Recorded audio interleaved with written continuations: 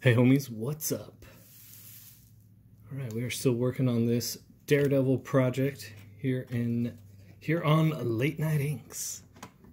Excuse me. So, what we're going to do here is change the camera angle a little bit. We're in a little closer. In between episodes, I went in and finished up some of the faces. You can see Daredevil there. Ninja dudes. Let's see, there we go. So still need to do this guy. I am going to end up eliminating the add-on I did. We're going to keep the original border.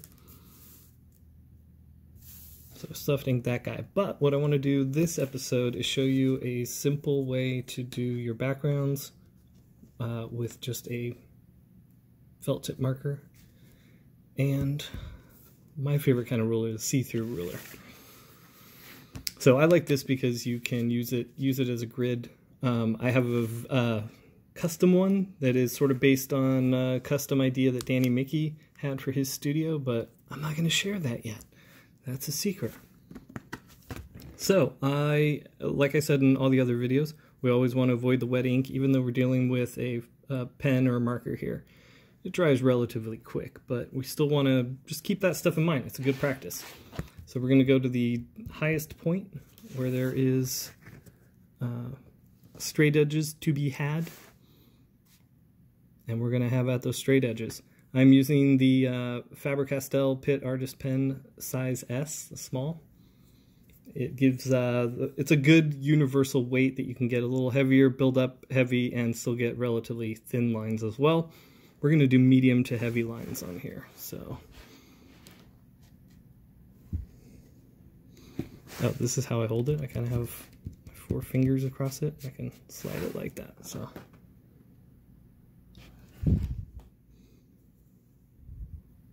Now I still have to fix this too. That's going to be, later on I'm going to white that out and fix that. The sword is supposed to be crossing over his fingers, and I drew his fingers crossing over the handle.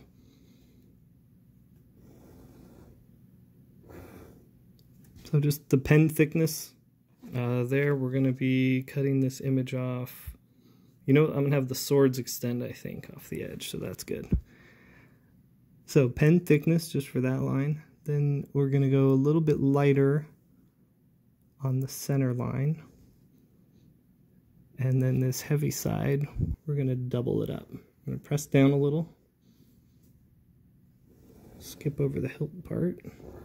Press down a little, and then just scoot down just a little bit and double up that line.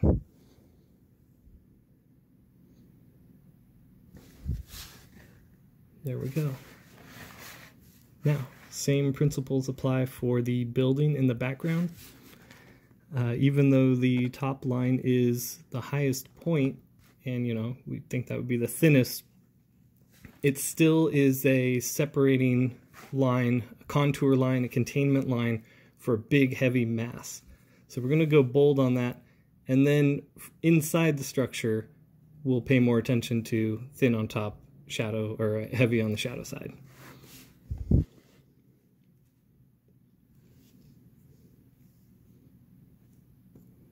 And as we come towards us, we can thicken it up a little.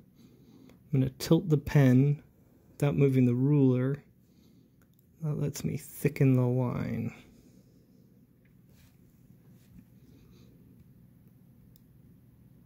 And he did a good job with his perspective, so we don't have to do any fixing there.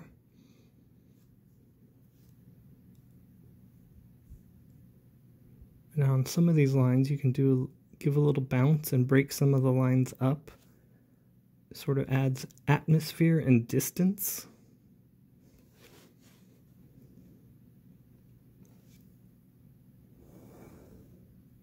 If you look at how Danny Miki does his backgrounds, they're almost impressionistic.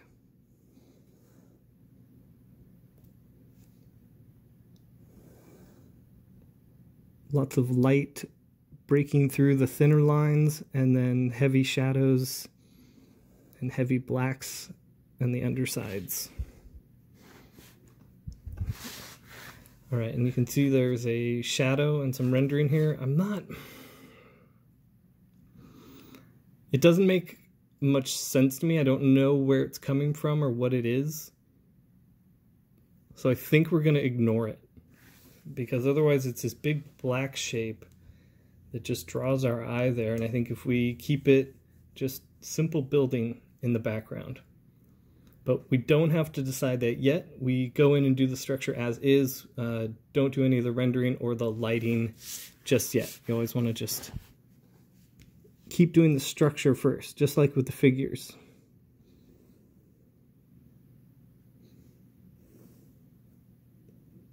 Looks like I was going too far, but this is going to be in black anyways. So.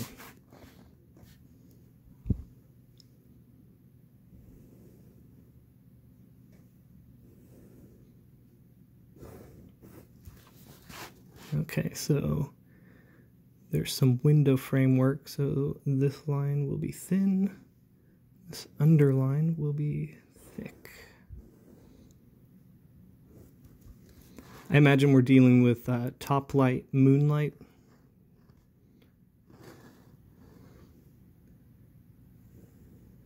There would be a touch of uplighting from Hell's Kitchen down below. First time I went to New York and saw Hell's Kitchen, it blew my mind because it looked exactly like, it was straight out of a Daredevil comic. This is missing the water towers. This doesn't actually look like Hell's Kitchen. I feel like this is a different part of Manhattan.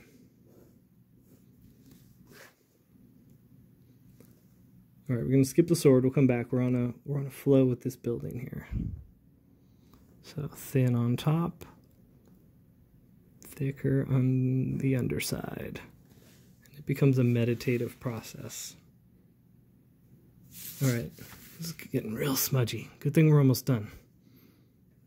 Sometimes I put paper down to protect that, but I think we're gonna make it. I think we're gonna be okay. So we're gonna cut across to this building, and it's going to be cut off there as well. So we only have to take it from the 10 by 15 frame here that they provide on the board. This is Canson comic board.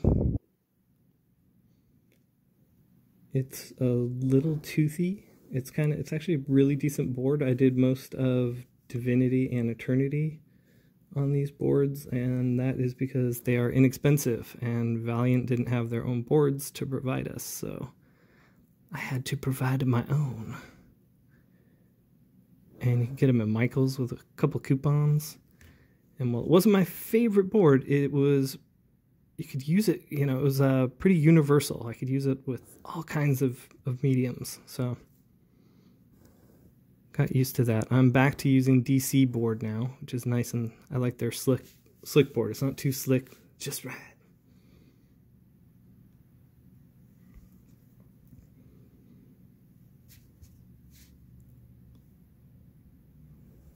All right, we can keep these lines away from that figure. They don't need to touch him at all. And these lines I'm just keeping pen thick, the thickness of the pen, just lightly. drawing with that. There's no reason to go too heavy on any of these. It's in the background, you just want to hint at it.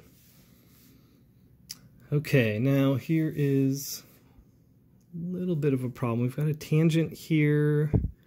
Well, you know what? That was bugging me a lot earlier, making me want to move this line altogether, but that would mess it up down here.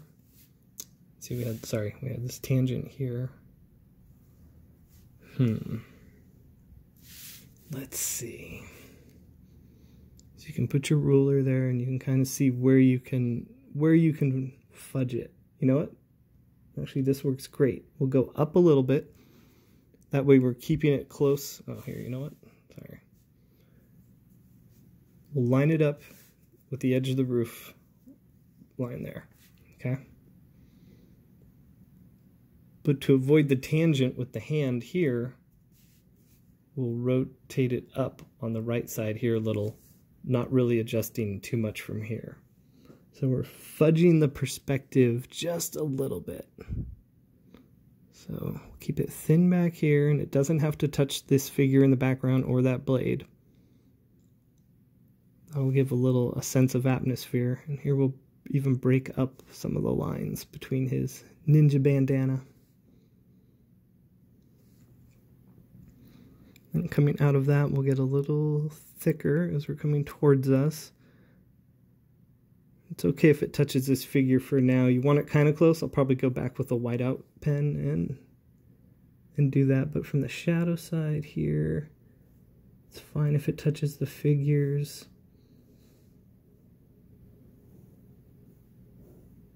We can go back and create a halo with the whiteout, like I said, if we end up wanting that effect. Oops, going off camera here. And then past this guy's bandanas. And that's it to the 10 by 15 frame. So that'll be black, and then these figures will be popping over the black into the frame. It's gonna look cool. Okay, so these undersides, let's see, I'm just gonna do exactly what he has because it works out pretty good from there on out.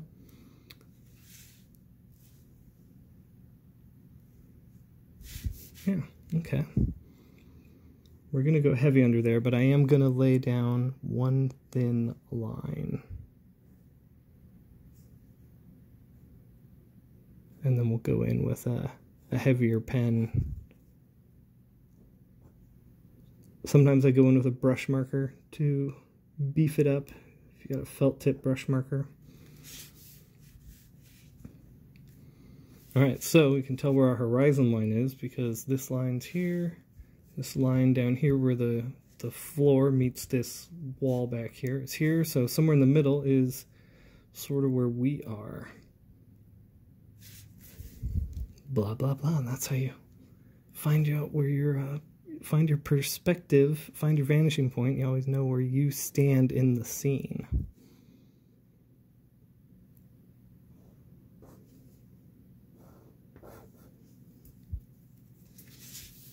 And then there appears to be some sort of tile, some sort of slats, whatever, in this roof. So we'll hit a couple of those lines. Gosh, just right here.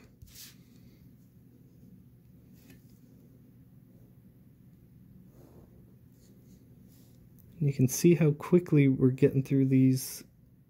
This building and the technical work. This is called the technical work. And I used to do background and technical work for Danny Miki, John Livesey, Joe Weems. I've worked with Norm Rapman. That was all when I was young and coming up. And then Joe Weems and I we would team up often on projects because we're both relatively slow inkers. Especially when people are hiring us to bring our A game to a really detailed penciler. Oh, I'm off camera, sorry guys. Again, just like I was whining about in a previous video, I zoomed in so we could get a closer look, and it's throwing off my frame of reference for where I need to keep the board.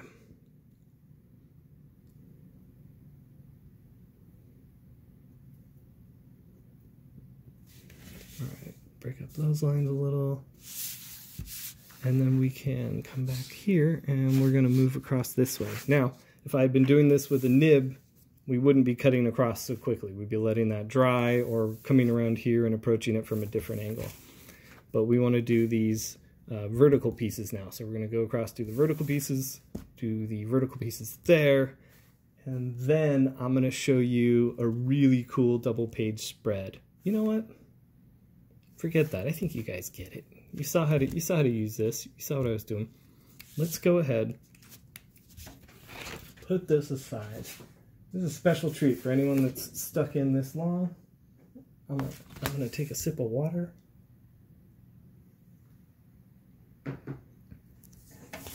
I'm going to zoom us back a little bit here, or pull us back a little bit, so we can get a good look at this. I may even go handheld for this. You know what? That might be the best way to go. All right, we're learning here. Late Night Inks. We're learning how to do the show as we go.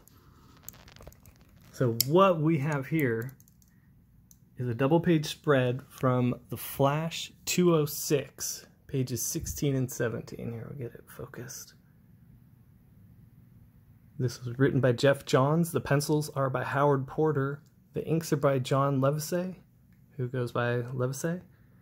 And I was his background artist for issues 200 to 224, something like that. So the technical and background work I was just doing on that piece, I really learned how to do everything like that on pages like this. And Howard's pages were so heavy and so detailed. You can see here. Now, I wasn't as good at all the technical work as I am now. Like, I can spot all my errors now. Like here, let's go in. Those wheels are all a little off. Those could be better. It works, and it worked for the deadline. We were working super fast. Now these are razor thin lines too.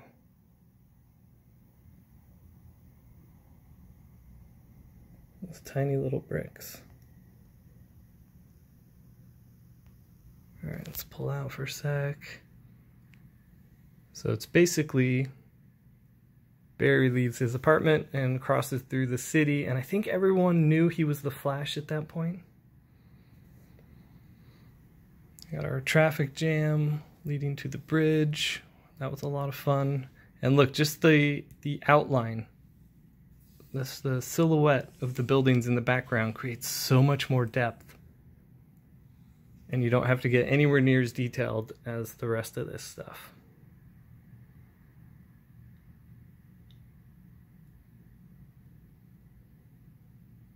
Here we can go in and look at how tiny some of these are. Get my pencil here for perspective. Look how tiny these people are. Tiny car, look at a little guy on a scooter.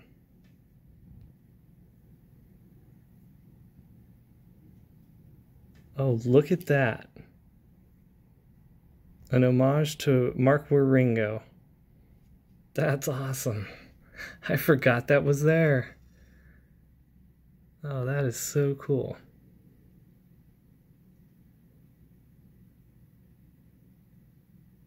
I always like this part too, where the guys are digging through the layers down into the sewer. That's pretty cool. Here, let's show off some of Howard and John's work too.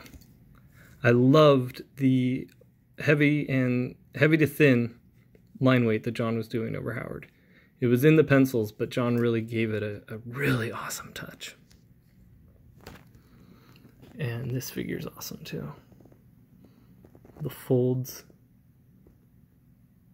This arm, I'm gonna get this arm in focus. There we go. Look at that.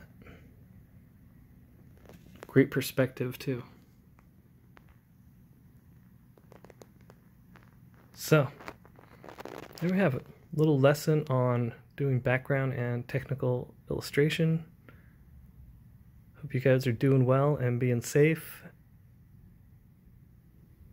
And until next time, take care of yourselves, take care of each other, take it easy. Hey, you know what? Take your butt over to alternaaccess.com and check out Gods and Gears. You can get issues 1 through 3 now. Issue 4 is on its way to the printer, and we are getting great reviews. So go ahead and check it out. The link is below, and we'll see you next time.